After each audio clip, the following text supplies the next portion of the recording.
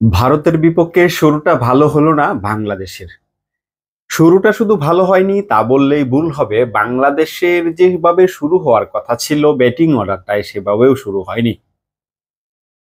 আমরা অন্ততপক্ষে ওয়ানডে ক্রিকেটে ন্যাচারালি 280 বা 270, 75 বা 300, নিয়ারেস্ট 300 রান ধরে রাখতে পারি যে এই উইকেটগুলোতে এমন রান হতে পারে, হওয়ার পসিবিলিটি অনেক বেশি থাকে। এমন একটা উইকেটে বাংলাদেশ রান করেছে কত, 228 রান। সেই রানটাও কিভাবে এসেছে আমরা যদি দেখি, বাংলাদেশ শুরুর দিকে যেভাবে ব্যাটিংটা করেছে, 2 রানে 2 উইকেট পড়ে গিয়েছে, 40 রানে বাংলাদেশের 4 উইকেট ছিল, তারপরে 100-র মধ্যে বাংলাদেশের 5 উইকেট পড়ে গিয়েছে। এরপর তাওহিদ হৃদয় এবং জাকির আলী অনিক যে কাজটা করেছেন, তাদের যেভাবে ব্যাটিং করার কথা ছিল তারা সেভাবেই ব্যাটিং করেছেন। তার আগে যে ব্যাটসম্যানরা ব্যাটিং করেছেন তাদের আউটগুলো নিয়ে যদি আমরা একটু কথা বলি, নাজমুল হাসান শান্ত, সৌম্য সরকার, মুশফিকুর রহিম, একে একে আসলে তারা যেভাবে উইকেটগুলো বিলিয়ে দিয়ে এসেছেন, তারপরে আসলে এই ম্যাচে বেশি সময় টিকে থাকা আসলে সম্ভবই ছিল না বাংলাদেশের জন্য। হয়েছেও তাই, বাংলাদেশ কিন্তু সেখানে টিকে থাকতে পারেনি। বাংলাদেশ 228 রানেই অল আউট হয়ে গিয়েছিল। এই অল আউট হওয়ার পিছনে আপনি দেখেন অনেক আগেই কিন্তু বাংলাদেশ অল আউট হতে পারতো। তাওহিদ হৃদয় যেভাবে ব্যাটিংটা করেছেন, যেভাবে তিনি ক্রিজে টিকে ছিলেন, একটা ইনজুরি নিয়ে তিনি যেভাবে আসলে ব্যাটিংটা করছিলেন, বারবার তামিম ইকবালের কথা মনে করিয়ে দিচ্ছিল দর্শকদের। এবং আমরা দেখেছি কমেন্ট্রি বক্স থেকেও আসলে সেই আলোচনাটা হচ্ছিল। তিনি তৌহিদ হৃদয় যেভাবে ব্যাটিংটা করছিলেন, আমি জানি না এর আগে কখনো তাওহিদ হৃদয় এইভাবে কোনো ম্যাচে ব্যাটিং করেছেন কিনা, কিন্তু ভবিষ্যতে আসলে সেই সুযোগটা তিনি পাবেন কিনা বা নিজেও এতটা সাহস করে এইভাবে ব্যাটিংটা করতে পারবেন কিনা, সেটাও তৌহিদ হৃদয়ে সেই সুযোগটা এর পরে কখনো পাবেন কিনা, বা সেই সৎ সাহসের জায়গা থেকে আসলে সম্ভব কিনা, দেশপ্রেম কাকে বলে, দেশের প্রতি দায়িত্ববোধ কাকে বলে, সেটা কিন্তু তাহিদ হৃদয়ের দিকে তাকালে বোঝা যায়। তারা যখন 18 কোটি মানুষের প্রতিনিধিত্ব করেন তখন তাদের প্রতি সেই দায়িত্বটা থাকে, তারা সেই দায়িত্বটা গ্রহণ করেন, সেভাবেই করেন। সেই কাজটা কিন্তু তাহিদ হৃদয় মাঠে দেখিয়েছেন। তার সাথে যোগ্য সঙ্গী হিসেবে ছিলেন জাকির আলী অনিক।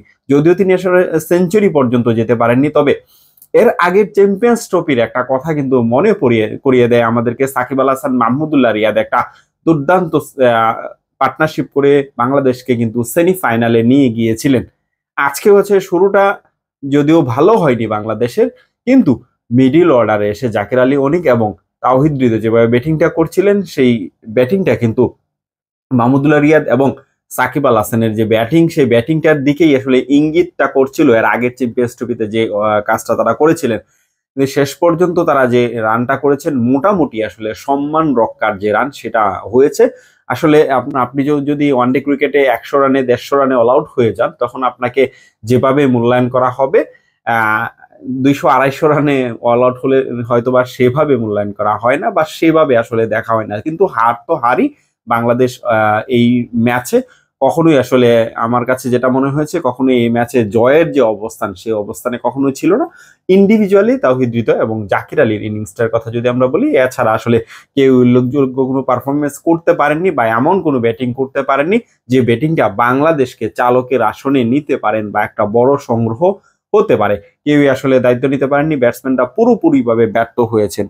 অন্য দিক থেকে যদি আমরা বলি, এই যে অল্প রানের যে পুঁজি, সেই অল্প রানের পুঁজিকে কাজে লাগিয়ে বোলাররা যথেষ্ট ভালো বোলিং করেছেন, সেটা না বলা গেলেও অ্যাটলিস্ট তারা চেষ্টা করেছেন যে সেই রানটা যে ইন্ডিয়া 35 ওভারে বা 40 ওভারে চেঞ্জ করে ফেলবে, এইটুকু সুযোগ অন্তত হয়তো বা তারা দেননি।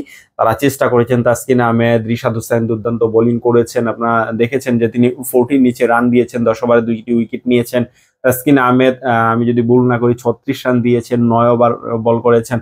তো এই যে বোলারদের যে কমিটমেন্ট, তারা তাদের কমিটমেন্টের জায়গায় আমরা বলতে পারি যে অ্যাটলিস্ট তারা তাদের চেষ্টাটুকু করেছে। যদি স্কোরবোর্ডে এমন হতো 300 বা 280 রান থাকতো, তাহলে বোলারদের জন্য কাজটা হয়তো বা সহজ হতো। যদিও প্রতিপক্ষ ইন্ডিয়া, তারা 400 রান বা 350 রান বা এই ধরনের রান করে কিন্তু তারা অভ্যস্ত, বা 300 রান চেস করে তারা কিন্তু সচরাচর অভ্যস্ত। তবুও যদিও খেলাটা বাংলাদেশের সাথে ছিল মাঠে, এবং মাঠের বাহিরে একটা স্নায়ুচাপ কিন্তু ছিল, প্রেসারে ছিল ভারত, সেই জায়গাটায় বাংলাদেশ কিন্তু চেপে ধরতে পারেনি। কিছু ফিল্ডিংও মিস হয়েছে। ওভারঅল বাংলাদেশ কিন্তু ম্যাচটা হেরেছে। চ্যাম্পিয়ন্স ট্রফির শুরুটা তাদের ভালো হয়নি। অন্যদিকে ভারতের শুরুটা কিন্তু বেশ সুখকর হয়েছে। একই সাথে আমরা বলতে পারি যে ভারত যে 6 উইকেটে জয়লাভ করেছে, তারা চারটি উইকেট হারিয়েছে। 4টি উইকেটের মধ্যে তারা একটা সেঞ্চুরি পেয়েছেন শুভমান গিল। তিনি যেভাবে দায়িত্ব নিয়ে ব্যাটিংটা করেছেন, রোহিত শর্মা আউট হয়ে যাওয়ার পরে তিনি এক সাইড আগলে রেখে যেভাবে ব্যাটিংটা করেছেন, নিঃসন্দেহে প্রশংসার দাবিদার। একটা বড় টিমের বড় ক্রিকেটাররা আসলে এইভাবেই পারফর্ম করেন।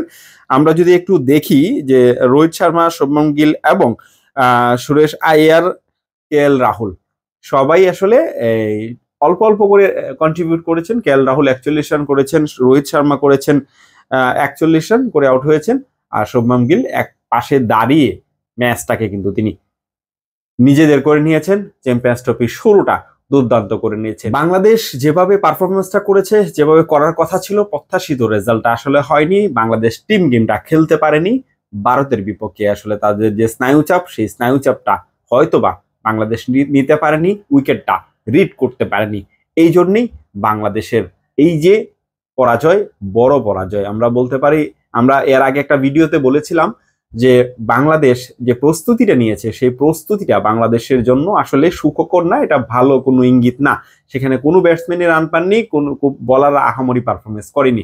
সেটা মূল মাঠে, মূল খেলায় সেইটার কিন্তু একটা রিফ্লেকশন আজকেও দেখতে পেয়েছি। ব্যাটসম্যানরা প্রস্তুতি ম্যাচে যেভাবে একের পর এক ব্যর্থ হয়েছিলেন, উইকেট বিলিয়ে দিয়ে এসেছিলেন, আজকে কিন্তু সেই কাজটাই হয়েছে। তৌহিদ হৃদয়, জাকির আলী অনেকটা কিন্তু উইকেটে থেকে দেখিয়ে দিয়েছেন যে উইকেটে ব্যাটিং করা সহজ, বা এই উইকেটে ব্যাটিং করা সম্ভব। এখানে পড়ে থাকলে রান আসে, সেটা কিন্তু ব্যাটসম্যানদেরকে তারা আঙ্গুল দিয়ে দেখিয়ে দিয়েছেন। আপনিও আপনার মূল্যবান মতামত জানিয়ে দিতে পারেন কমেন্ট সেকশনে।